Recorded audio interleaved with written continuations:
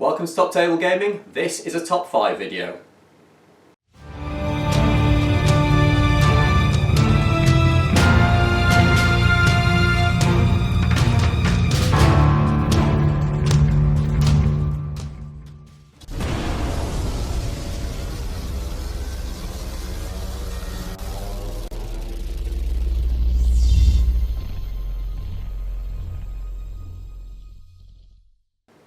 Welcome guys, you're here with your host Top Table Ben, and in this video I'm going to be going through a top 5. In this series of videos I'm going to be talking to you about my top 5 from various points from the Middle-earth SBG system. That could be top 5 heroes, top 5 factions, top 5 anything. So if there's anything that you'd like to hear my top 5 on, make sure that you post it in the comments. This is very subjective, and this is my opinion based on the games that I've played, against the armies I've played against, and what I have seen in tournaments. So if you disagree with anything, make sure you comment in the comments below. In this video, I'm going to be going through my top 5 Gondorian heroes. They're my favourite faction to play. Now, there are loads of ways that you can play different heroes, and each of them has their place, but there are some that I find that are a little bit more effective and a bit more cost effective than others. Without further ado, let's get into the top 5.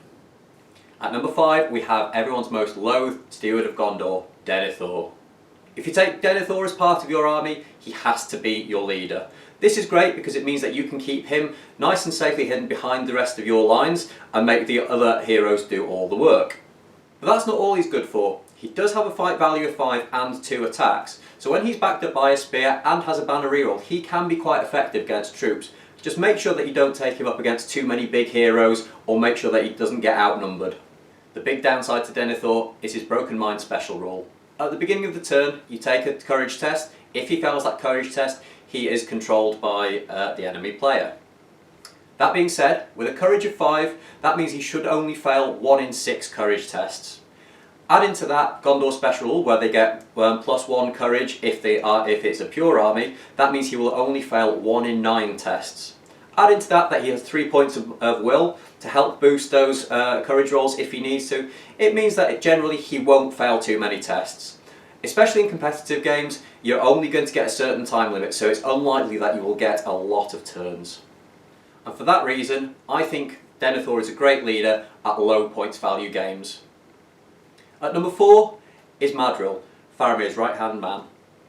Although he doesn't boast a particularly strong profile, with having only 1 more might compared to a regular captain, where Madril really does excel is his Master of Ambush special rule. Master of Ambush allows you to add +1 or -1 to any reinforcement rolls that you make when deploying with Maelstrom.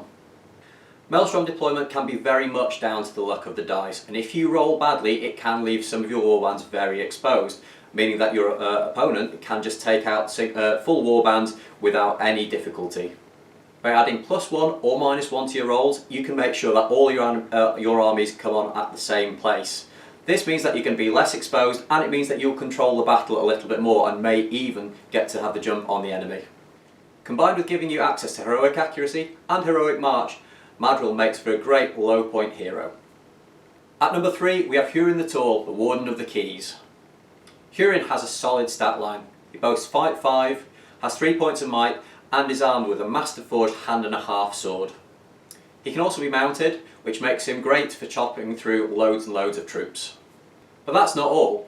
His line of command special rule means that he denies your opponent victory points for killing your leader. This is great for tournament play. Not only this, but his Defence of the King special rule allows him to reroll 1d6 in the duel if he's within 3 inches of either Denethor or Eragon. Add all this together, and Hurin effectively gets 5 dice to win the duel whilst on the charge. He gets his 2 attacks, he gets +1 for being on the charge, he gets +1 for Defence of the King, and he gets +1 for Aragon's banner reroll. Add into this that he gets +1 to wound with his mastercrafted hand and a half sword. This makes him a really formidable enemy. The only big downside is he is a glass cannon. His defense 6 has 2 wounds and only 1 point of fate, so make sure that you don't overcommit him and make sure that you're only charging what you know that you can comfortably take on. At number 2 is everyone's favourite son of Gondor, Boromir. At a hefty 160 points without any additional equipment, he is quite heavy on points. However, the utility that he brings to the army is amazing. He has a whopping 6 points of might, which is far more than the majority of heroes that you'll see on the table. He also has a solid fight value of 6, which can be boosted to 7 if he decides to take the Banner of Gondor upgrade. Not only does this boost his own fight value, it also boosts warrior fight values by 1 in a 6-inch bubble around him. If you decide not to go with the banner, you can always kit him out with a horse, lance and shield. This makes him great for charging into combat and really doing some damage. Last but not least, Boromir carries the Horn of Gondor. At the beginning of the fight, if Boromir is outnumbered by 2 to 1 or more, the opponent with the highest courage value takes a courage test. If that test is failed, Boromir automatically wins. This makes him absolutely fantastic against orcs and other low courage enemies. All of this overall makes Boromir a fearsome and deadly leader for your Minas Tirith army.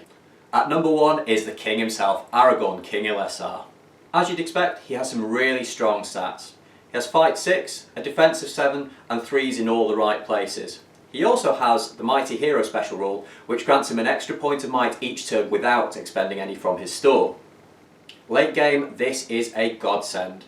It means that you can call that all-important heroic move, heroic strike or heroic defense when your opponent is completely out of might. Eragon King Elessar also carries with him Andúril, the Flame of the West. This is an elven-made hand-and-a-half weapon, which means he can go two-handed, and he also has the benefit when it's a tied duel. The biggest benefit though is that it will always wound on a 4+. This is amazing for taking down heavily armed troops or big heroes. Not only that, his stand Men of the West special rule makes him act like a banner within 6 inches. This means that everybody within 6 inches gets a banner reroll. Overall, Eragon is a superb profile, and whilst he might be expensive points wise, it's very easy for him to make those points back in game, even at fairly low points levels.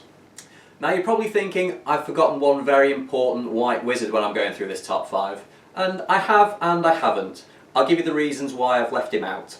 Whilst Gandalf the White is amazing and is one of the best spellcasters in the game, he does take some very careful play to get the most out of it. This is something that both players old and new do struggle with. Personally, I think it's very difficult to earn back that hefty 220 points that you spent on him in game unless you're playing at very high points levels. By all means, give him a go. But for me, he's just not as easy to use as some of the other heroes that I have highlighted in this list. That's it for this video, guys. If you've enjoyed it, or you disagree with anything that I've said in this video, make sure that you're putting it in the comments below. If there are any other top 5s that you would like to see, make sure you put them in the comments below as well, and I'll see what I can do. That's it for now, guys. See you later.